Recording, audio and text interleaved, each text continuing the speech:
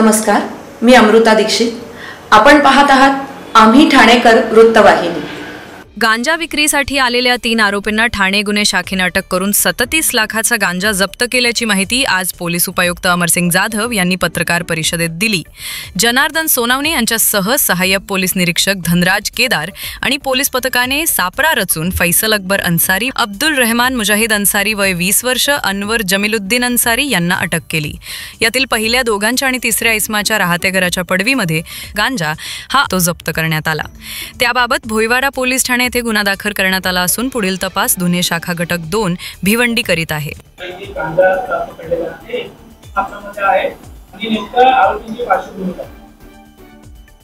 गुन्हे शाखा घटक 2 चे पोलीस निरीक्षक श्री सोनवणे, एपीआय केदार आणि एपीआय माळी आणि त्यांच्या टीमला गोपनीय माहिती मिळाली होती की फैजल अन्सारी हा भिवंडीमध्ये गांजा विक्री करण्यासाठी येणार आहे. त्या अनुषंगाने एसीपी शेखर बागडे यांच्या मार्गदर्शनामध्ये घटक 2 चे अधिकारी सोनवणे आणि त्यांच्या टीमनं सापळा कारवाई आयोजित केली.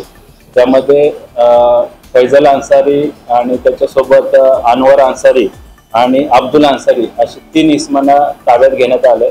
त्यामध्ये अनवर अन्सारी याच्या घरामधून आणि ताब्यात घेतलेल्या 2 इतर संशयित इस्मांकडून एकूण जवळपास 74 किलोचा गांजा अंमली पदार्थ हस्तगत करण्यात आला, जप्त करण्यात आला. त्याची अंदाजे किंमत 37 लाख रुपये आहे. त्या अनुषंगानं भोईवाडा पोलीस स्टेशन येथे गुन्हा दाखल करण्यात आला असून सदरच्या आरोपींना मान्य न्यायालयामध्ये आज हजर करण्यात येणार आहे.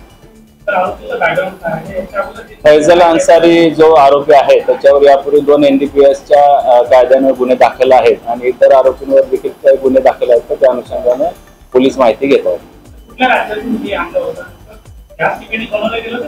प्राथमिक चौकशीमध्ये फैजल या आरोपीनं सदरचा गांजा हा ओरिसा राज्यातून आणल्याची प्राथमिक माहिती मिळाली.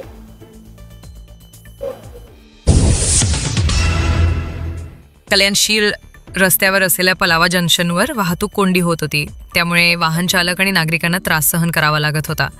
वाहतूक कोंडी दूर करण्यासाठी निळजे कटाई देसाई पलावा पुलाचे काम हाती घेण्यात आले. पूल तयार झाला. पुलाचं लोकार्पण कधी होणार, लोक प्रतीक्षेत होते. अखेर शिवसेना आमदार राजेश मोरे, जिल्हाप्रमुख गोपाळ लांडगे, शिवसेना पदाधिकारी अर्जुन पाटील, अन्य पदाधिकारी कार्यकर्त्यांच्या उपस्थित पलावा पुलाचे लोकार्पण करण्यात आले. यावेळी मोठ्या प्रमाणात शिवसेना शिंदे गटातील कार्यकर्ते उपस्थित होते. पलावा पुलाने जंक्शनने मोकळा श्वास घेतला आहे. पुलावाच्या उद्घाटन आज करण्यात आलं. आज निलजे येथील आणि देसाई खाडीवरील पलावा हा ब्रिज आपण लोकांसाठी खुला करण्यात आलेला आहे. एकतर्फी मार्ग आपण चालू केलेला आहे. महाराष्ट्र राज्याचे मुख्यमंत्री देवेंद्र फडणवीस साहेब, महाराष्ट्र राज्याचे माजी मुख्यमंत्री एकनाथजी शिंदे साहेब आणि या कल्याण लोकसभेचे लाडके खासदार त्यांच्या अथक प्रयत्नाने हा देसाई खाडीवरील पलावा ब्रिज अतिशय मेहनतीने कामाने हा आज पलावा ब्रिज आपण लोकांसाठी लोकार्पण केलेला आहे. आणि या पलावा ब्रिज ओपन करताना जर ट्रॉफिकचा जो समस्या होती ते कुठेतरी ट्रॉफिकला लोकांना दिलासा भेटेल आणि हा लोकांसाठी खुला करण्यात आलेला. रायगड जिल्ह्यात एका दिवसात 6 मुलींवर बलात्कार झाल्याचा धक्कादायक आरोप काँग्रेस नेते माजी मंत्री विजय वडेट्टीवार यांनी केला होता. मात्र ही माहिती चुकीची असल्याचे स्पष्टीकरण रायगड जिल्हा पोलीस अधीक्षक आंचल दलाल यांनी दिले आहे. तळा पोलीस स्थानकात हे FIR दाखल आहेत. या वेगवेगळ्या काळात घटना घडल्या आहेत. यामध्ये पोलिसांनी पुढाकार घेऊन गुन्हे दाखल केले असल्याचे आंचल दलाल म्हणाल्या. तळा तालुक्यात आशा वर्करने वेगवेगळ्या आदिवासी वाड्यात जाऊन आरोग्य चिकित्सा शिबिर घेतले होते. यामध्ये 5 अल्पवयीन मुली गर्भवती असल्याचे निदर्शनास आल्यानंतर या संदर्भात तळा पोलीस स्थानकात कायदेशीर गुन्हे दाखल केल्याची माहिती पोलीस अधीक्षक आंचल दलाल यांनी दिली आहे. रायगड जिल्ह्यात तळा पोलीस स्टेशनची हद्दीत आशा वर्कर्सने एक हेल्थ स्क्रीनिंगचा कॅम्प घेतलेला होता वेगवेगळी आदिवासी वाडीमध्ये जाऊन. तिथे त्यांचे 10 दिवस पूर्वी असं लक्षात आलं की 5 अल्पवयीन मुली गरोदर आहेत. त्याची रिपोर्ट त्यांनी परवा पोलीस स्टेशनला दिली होती आणि काल तळा पोलीस स्टेशनमध्ये असे गुन्हे दाखल करण्यात आलेले आहेत ज्याच्यात अल्पवयीन मुली प्रेग्नेंट आहेत आणि त्यांचे लग्नही लावून गेले आहे. याविषयी तळा पोलीस स्टेशनमध्ये FIR दाखल करण्यात आलेली आहे। त्याच्यात पॉक्सो अधिनियमप्रमाणे कलम प्लस बालविवाह प्रतिबंधक कायदा जे आहे त्यानुसार FIR दाखल करण्यात आलेली आहे। रायगड जिल्ह्यात एका दिवसात 6 मुलींवरती बलात्कार हे चुकीची माहिती आहे। जसं मी सूचना दिली की तळा पोलीस स्टेशनमध्ये हे FIR दाखल करण्यात आलेली आहे। हे वेगवेगळे काळात घटना घडलेली आहे। कोणी 1 महिन्याची गरोदर आहे, कोणी 2 महिन्याची, कोणी 3 महिन्याची मुली गरोदर आहे। आणि याच्यात महत्त्वाचं हे आहे की पोलीस आणि आरोग्य विभागाने याच्यात पुढाकार घेऊन गुन्हा दाखल केलेले आहे। ते आदिवासी समाजाचे लोक आहेत, त्यांची इच्छुकता नव्हती याच्यात गुन्हा दाखल करण्याची, तर हे रजिस्ट्रेशन गुन्ह्याची होते, हे एक पॉझिटिव्ह म्हणून आपल्याला घेतलं पाहिजे।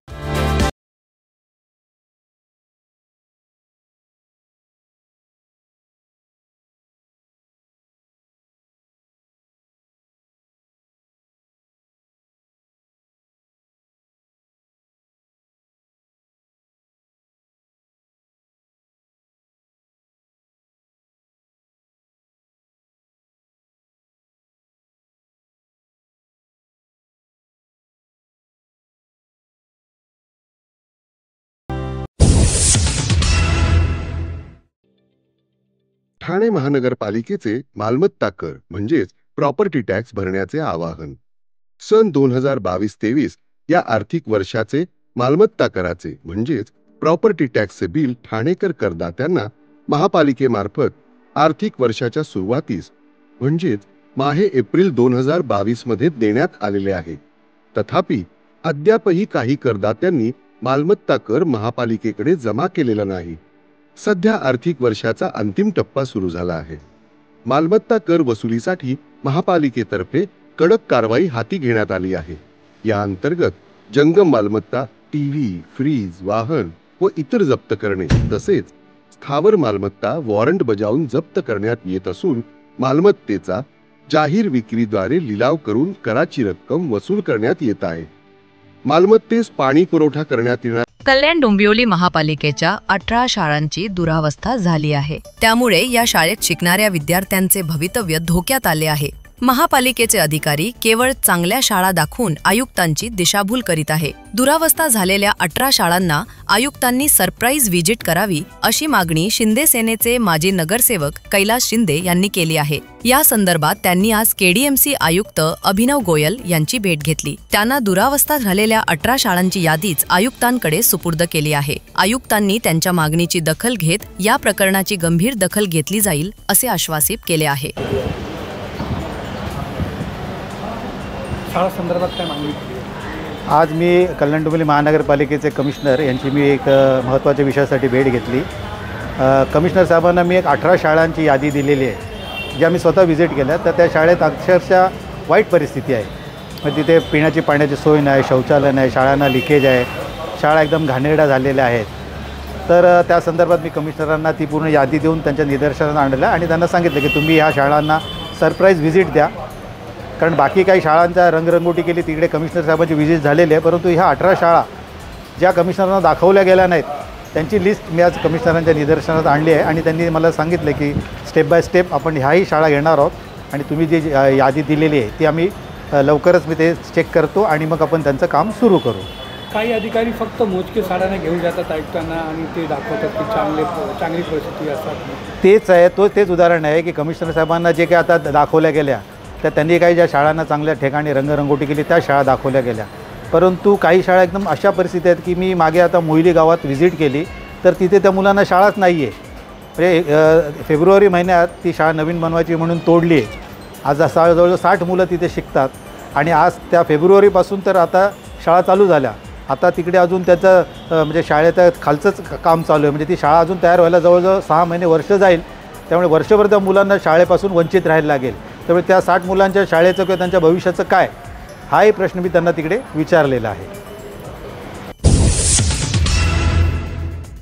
महाराष्ट्रातील पहिले श्री छत्रपती शिवाजी महाराजांचं मंदिर असणाऱ्या शक्तीपीठ मराडेपाडा येथून महाराजांचे दर्शन घेऊन भिवंडीतील कोनगाव सायकलिस्ट टीमने पंढरपूर आषाढी वारी सुरू केली आहे. 400 किलोमीटरचा प्रवास करत हे सायकलस्वार आषाढीची वारी करणार आहेत. वास्तव्याच्या मूळ कागदपत्रांमध्ये फेरबदल करून बनावट वास्तव्याचे पुरावे तयार केले आणि पत्त्यावर राहत नसताना राहत असल्याचे भासून RTE प्रवेश अंतर्गत प्रवेश प्राप्त करून शासनाची फसवणूक केल्याप्रकरणी 24 जणांविरोधात पनवेल शहर पोलीस ठाण्यात गुन्हा दाखल करण्यात आलाय. पनवेल शहर पोलीस ठाणे येथे दिनांक 3 जुलै 2025 रोजी फिर्यादी श्री सीताराम मोहिते, गट शिक्षणाधिकारी आहेत पंचायत समिती पनवेलला, यांनी भारतीय न्याय संहिता 2023 कलम 318(4), 336(2), 338, 340(2) प्रमाणे गुन्हा दाखल केलेला आहे. या गुन्ह्यामध्ये जे राईट टू एज्युकेशन कायदा आहे त्या अन्वये आर्थिक दुर्बल घटकाला 25% प्रवेश हा शाळेमध्ये दिला जातो, रिझर्वेशन असतं. तर त्याच्यामध्ये शाळेच्या जवळच्या परिसरामध्ये पहिल्यांदा 1 किलोमीटर, नंतर 2 किलोमीटर आणि 3 किलोमीटर यामध्ये जे लोक राहतात त्यांचे जे ॲड्रेस असतात तर त्यांना पहिली प्रायोरिटी दिली जाते. तर याच्यामध्ये साधारणतः 24 पालकांनी त्यांचे खोटे पत्ते देऊन सदर शाळेमध्ये ॲडमिशन घेतलेले होते. तर या 24 पालकावरती गुन्हा दाखल झाला असून पुढील तपास पनवेल शहर पोलीस ठाणे करत आहे. वेगवेगळ्या ठिकाणचे पनवेल तालुक्यातील वेगवेगळ्या ठिकाणचे पालक आहेत आणि वेगवेगळ्या शाळांमधील ॲडमिशन आहेत. ते आता तुम्ही शिक्षणाधिकाऱ्यांना विचारू.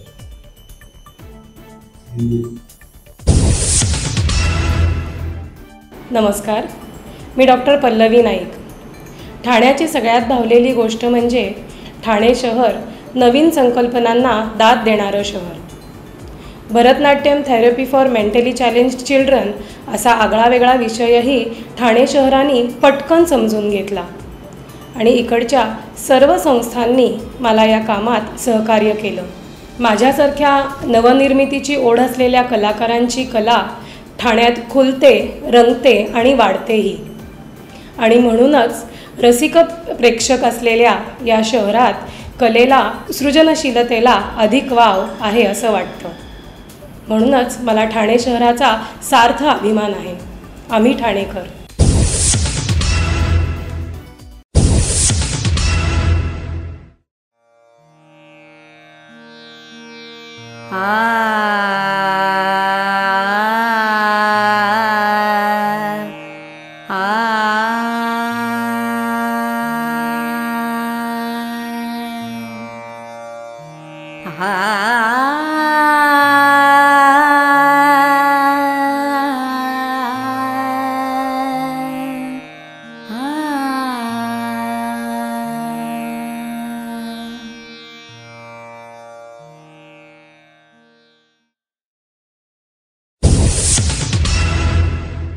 आम्ही ठाणेकर. आम्ही ठाणेकर. आम्ही ठाणेकर. आम्ही ठाणेकर. होय, ठाण्याचा मला अभिमान आहे आणि होय आम्ही ठाणेकर.